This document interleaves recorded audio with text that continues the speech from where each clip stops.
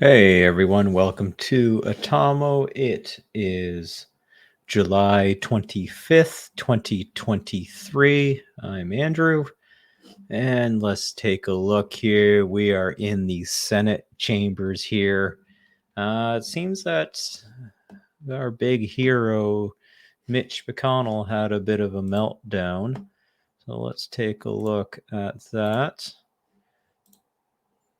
And we'll beam Mitch in. So just a bit of information here.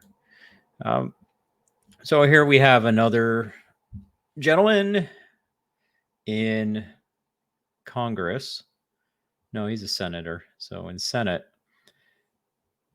I say Congress and Senate. I'm just boxing them all up into one big group because a lot of these folk now are quite a bit along. Mitch here is 81 years old. I think you have Dianne Feinstein is old. Nancy Pelosi is old. Joe Biden, of course, old.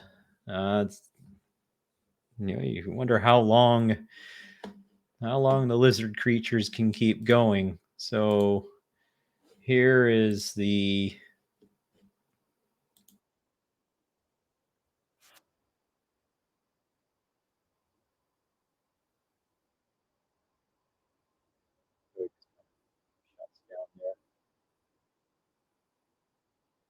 know what happened.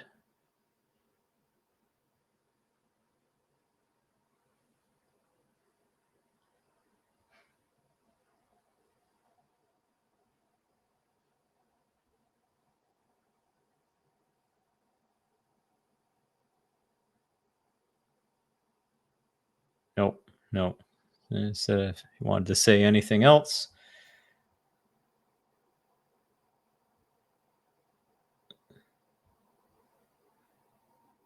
yeah.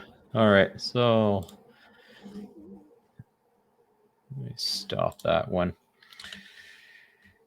So you got a Feinstein, you got a Fetterman. Here you got on the Republican side, Turtlehead Mitch falling apart.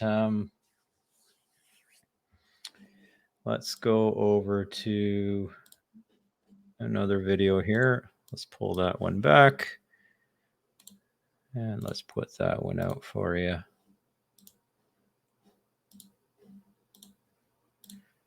So we have this one here, and they're just saying, hey, how you doing?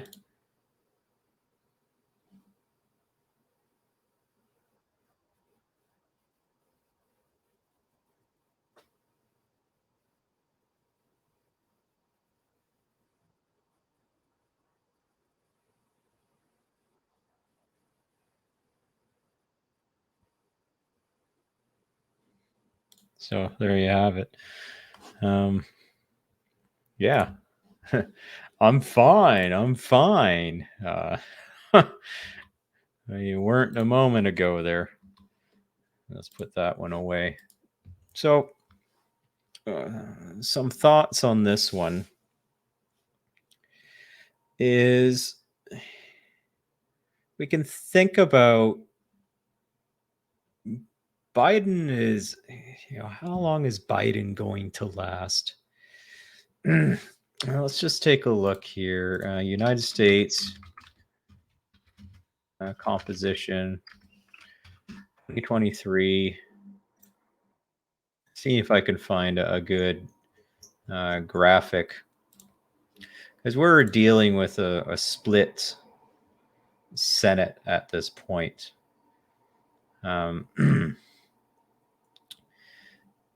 And there can't be a lot of, let's pull this up here.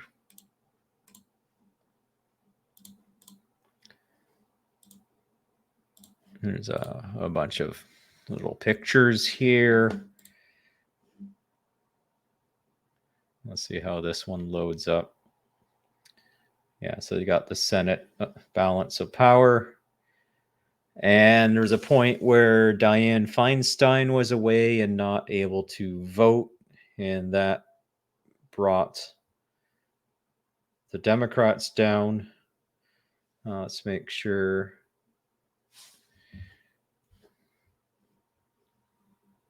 during the Georgia runoffs gave the 51-49 majority. So they can't lose too many people in the Senate. I think there's also Fetterman, but they were able to find a way to hook Fetterman up so that he could vote. And I'm even wondering if this is correct. That's December 7. Is anything else? 51-49.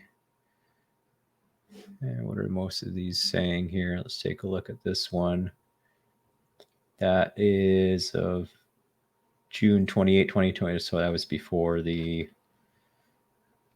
midterm. Okay.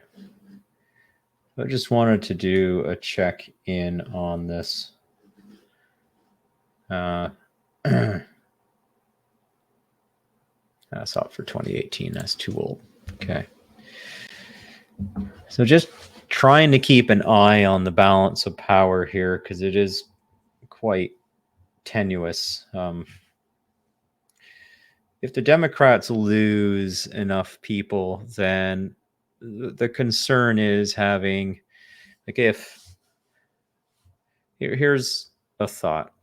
What happens if Biden really needs to tap out? Well, if Biden needs to tap out, then we know that Kamala Harris goes up to become El Presidente. If that happens, then that opens up another seat on the Senate that moves, because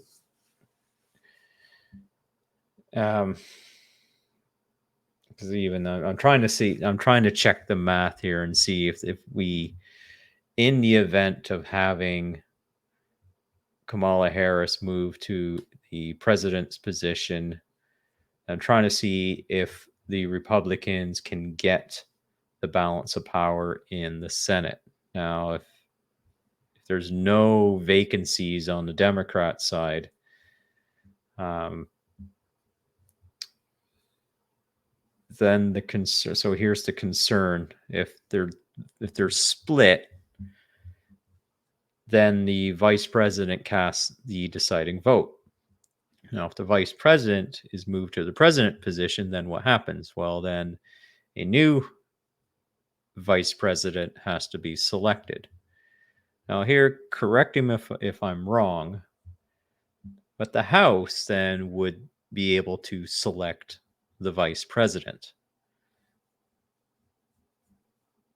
And what that means that if the balance of power is split and a Republican vice president is selected, then that puts control of the House over to the Republicans for the potential remainder of the election year. So they could definitely gum up the works and just put Biden in in that case, it wouldn't be Biden, it would be Harris. Problem with Harris is, unlike Biden is a completely captured creature. So Biden being a completely captured creature means that he will do the bidding. He'll sign the things he needs to sign. And most likely it's not Biden who's actually making the calls on these things. It's most likely he has a small Politburo behind him with, shadow ministry. So when he's doing particular things like talking about infrastructure, talking about foreign affairs, then whatever shadow minister that he has in the cabinet is basically saying all the talking points, who's potentially getting all that from the Davos crowd. Now,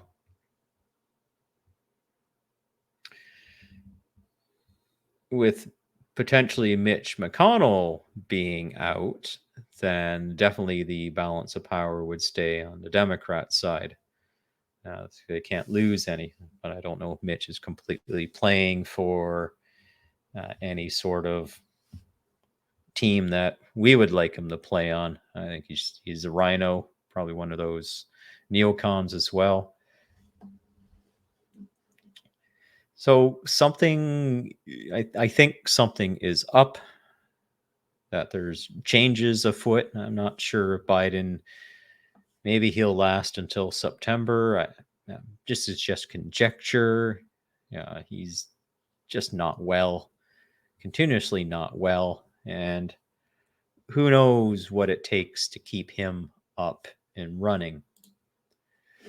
So, with that, Canada has been making a lot of firsts. Well, what I mean by first, well, when we got upset with all of the mandates going on, nobody stood up.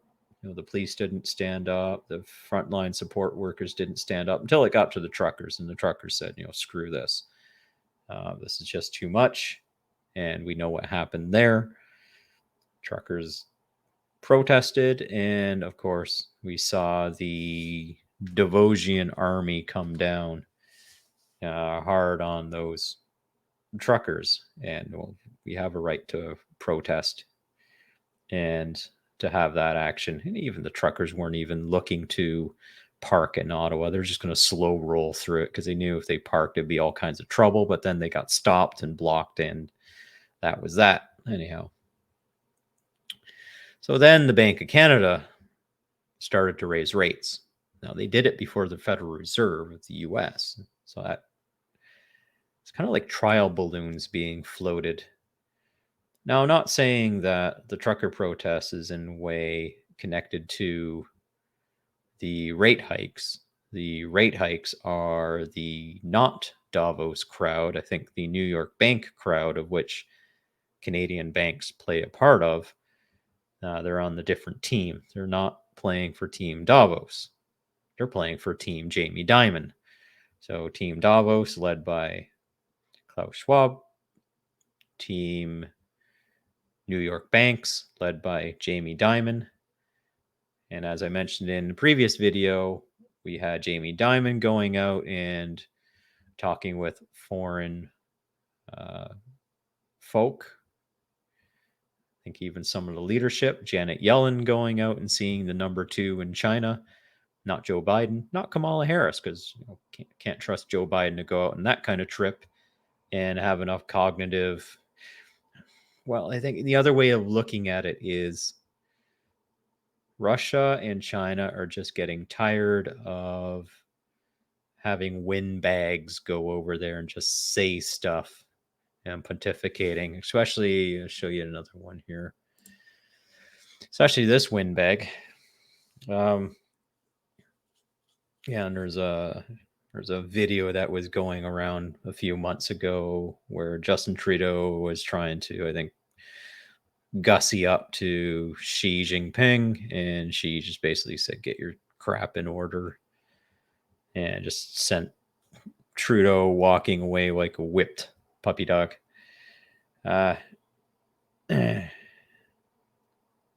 Trudeau is Team Davos through and through, and I think there's potentially he's being groomed for the Dr. Evil position.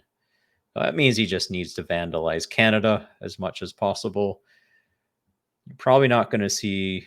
Some people debate me on this and think, no, the Devosian crew is going to have to be Europe. I think, no, you need someone who's really a company man.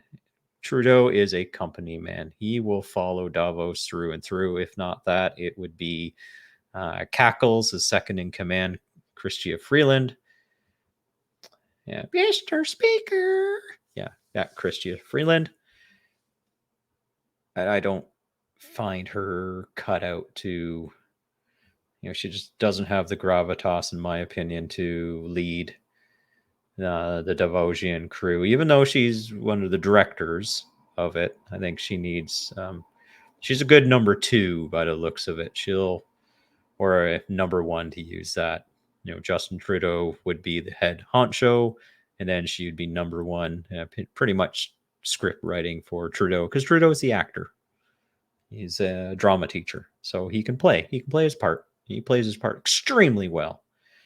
So none of the memes and stuff against him seem to phase him, because I think he knows how to play the game, what he's in for, which leads us to first. I'm just going through the document here, this article on the cabinet shuffle. here in Canada. And there's a nice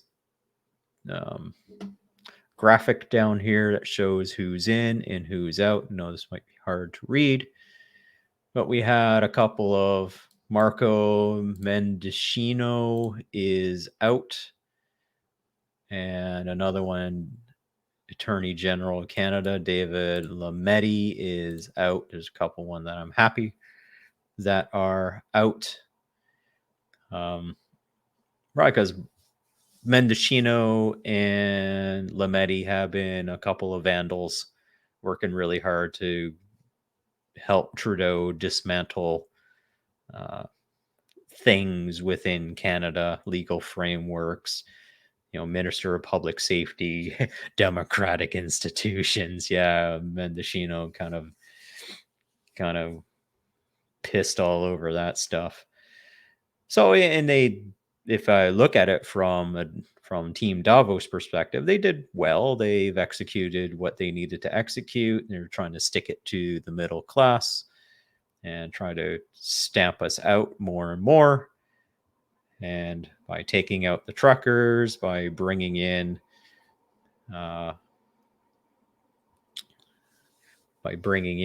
certain the COOF and certain things like that, and locking us down and doing all kinds of other stuff like that, then they played their part well, and they're probably getting a good exit packet. In the case, well, see, Lametti is still running. The little number 1 here shows that they're not going to run for office anymore. And one of the things you do with the shuffle is, if you're not going to run for office anymore, then you give somebody else a chance to start learning the portfolio and how to operate within cabinet.